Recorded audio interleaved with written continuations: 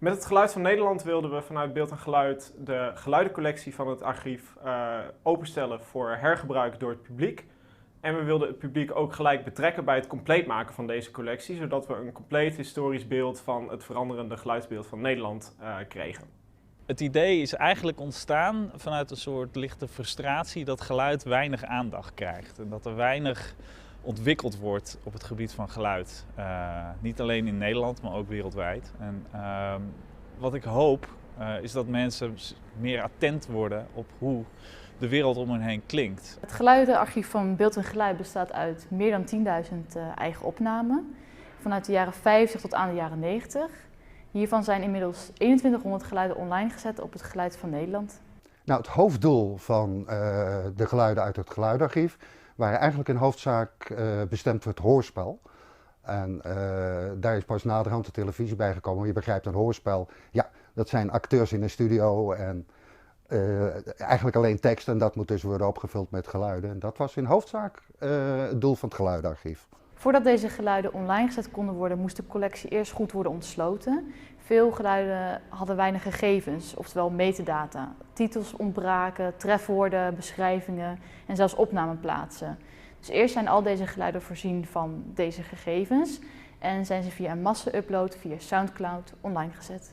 Om het toevoegen van geluiden zo laagdrempelig mogelijk te maken voor het publiek, hebben we dit met de techniek zoveel mogelijk proberen te ondersteunen. We hebben een kaartapplicatie gemaakt waarop mensen heel makkelijk suggesties kunnen achterlaten voor geluiden. En waarmee het heel makkelijk is om geluiden te uploaden, om die vervolgens dus toe te voegen aan de collectie. En we hebben voor mobiele platforms, dus het Android-platform en het platform van Apple, een applicatie gemaakt waarmee je op locatie zelfs geluiden kan uploaden en toevoegen aan de collectie.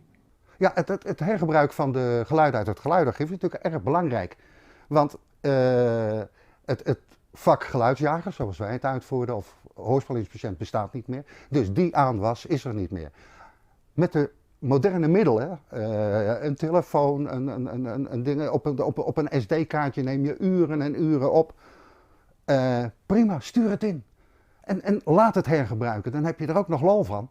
En erg belangrijk, snijden met die handel. In 2012 hebben we 3 wedstrijden gehouden onder de community van het Geluid van Nederland om crowdsourcing te stimuleren. We waren op zoek naar de beste geluidenjager, de beste muzikale compilatie en het beste soundlogo. Voorwaarde voor deze wedstrijden was dat deelnemers hergebruik zouden toestaan. En hun inzendingen konden ze beschikbaar stellen onder een Creative Commons licentie. Voor de beste geluidenjager waren wij op zoek naar die persoon die het meest unieke, historische of originele geluid wist vast te leggen. Nou, de inzendingen van de geluidenwedstrijd, waren vrij diverse opnames, vond ik.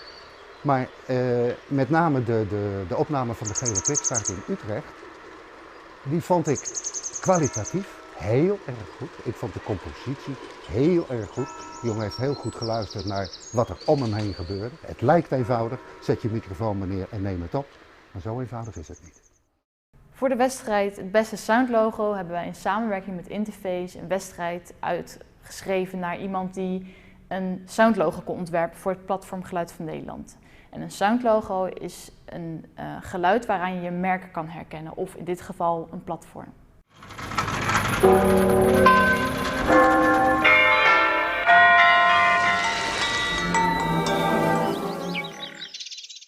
Voor de wedstrijd Beste Muzikale Compilatie hebben wij gekeken naar degene die het beste geluiden kon hergebruiken.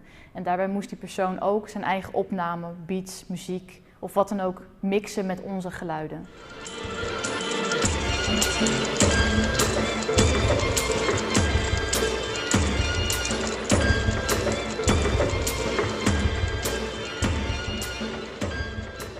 Over 50 jaar staan die geluiden nog steeds in het archief. Die worden duurzaam bewaard. Dus tegen die tijd kunnen mensen terugreizen in de tijd.